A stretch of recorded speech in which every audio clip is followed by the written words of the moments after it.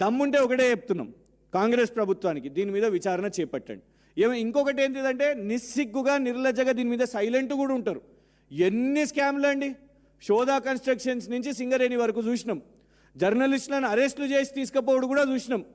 జర్నలిస్టులను ఎయిర్పోర్ట్ల దగ్గర పట్టుకొని సజ్జనార్ గారు నాడు ప్రెస్ మీట్ పెట్టి, సజ్జనార్ గారు ప్రెస్ మీట్ పెట్టారు కదా, పరారైపోతున్నారు వీళ్ళు, దేశం వదిలిపోతున్నారు అని.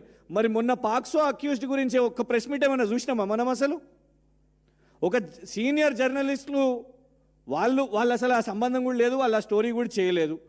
కానీ అయినా కూడా వాళ్ళని ఎయిర్పోర్ట్ దగ్గర పట్టుకొని వాళ్ళ ఫ్యామిలీ మెంబర్స్ని కూడా విచారించి ప్రెస్ మీట్ పెట్టి, సజ్జనార్ గారు ప్రెస్ మీట్ పెట్టి వాళ్ళు పరారైపోతున్నారు, దేశం వదిలి వెళ్ళిపోతున్నారు అని ట్వీట్లు చేసిర్రు, స్టేట్మెంట్లు ఇచ్చారు.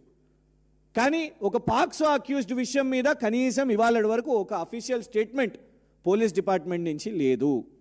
ఆలోచించండి ఎంత అంటే ఇందులో వేరే సబ్జెక్ట్ కూడా ఏంటంటే పొలిటికల్ బిజినెస్ నడుస్తున్నది. పొలిటికల్ బిజినెస్, లేన్దేన్, ఇచ్చిపుచ్చుకోవడం.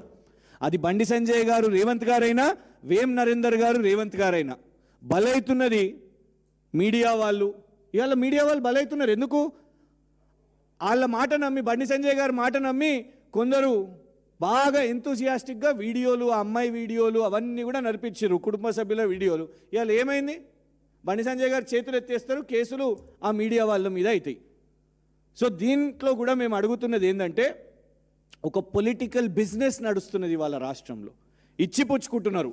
అసైన్ ల్యాండ్స్లో మైనింగ్ చేయడము, దానికి కలెక్టర్ సంతకం పెట్టడం, దీనికంటే వ్యవస్థను ఇంత దారుణంగా దోపిడీ చేయడం ఎప్పుడు కూడా చూడలేదు. ఆధారాలు అన్నీ కూడా ఉన్నాయి.